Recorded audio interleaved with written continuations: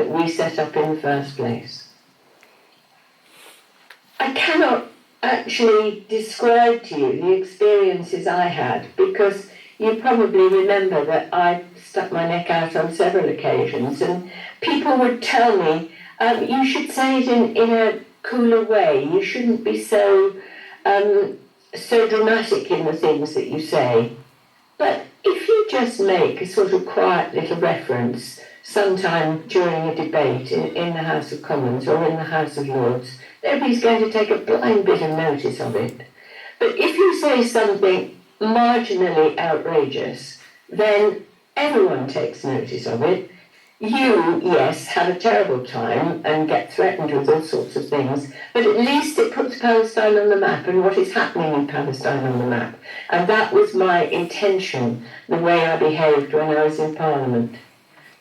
But it really is the lobby that has a huge influence.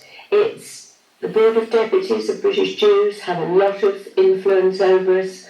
The Community Security Trust was constantly in touch with the Home Office and has been recently, of course, because of the rise in anti-Semitic incidents.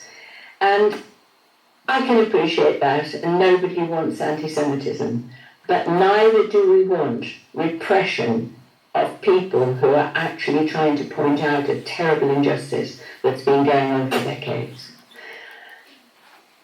One other thing I would touch on about the sort of control that goes on in this country is that I'm sure I'm not alone in feeling that the media, television and radio, somehow never tell you the full story.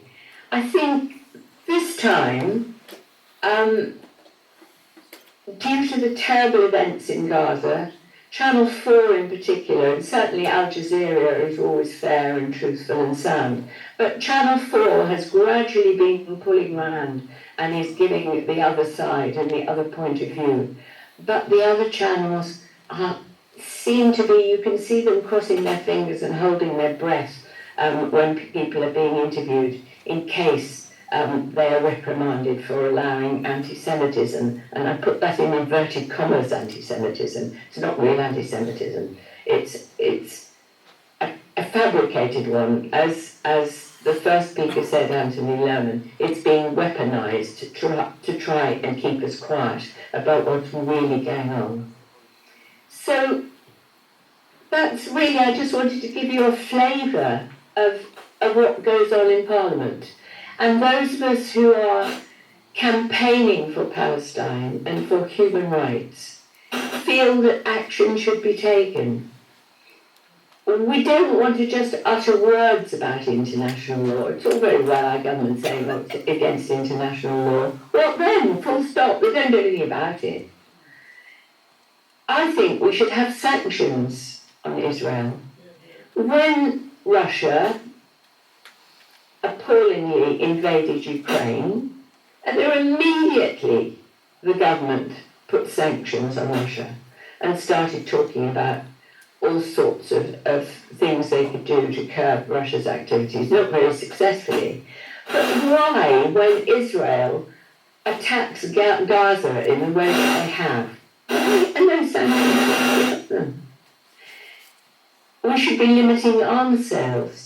The campaigners recently have had a success with Elbit Systems, and we really should be looking very hard. Israel is one of the richest countries in arms manufacture in the whole world. They've got no need to buy arms from us, they can make them themselves.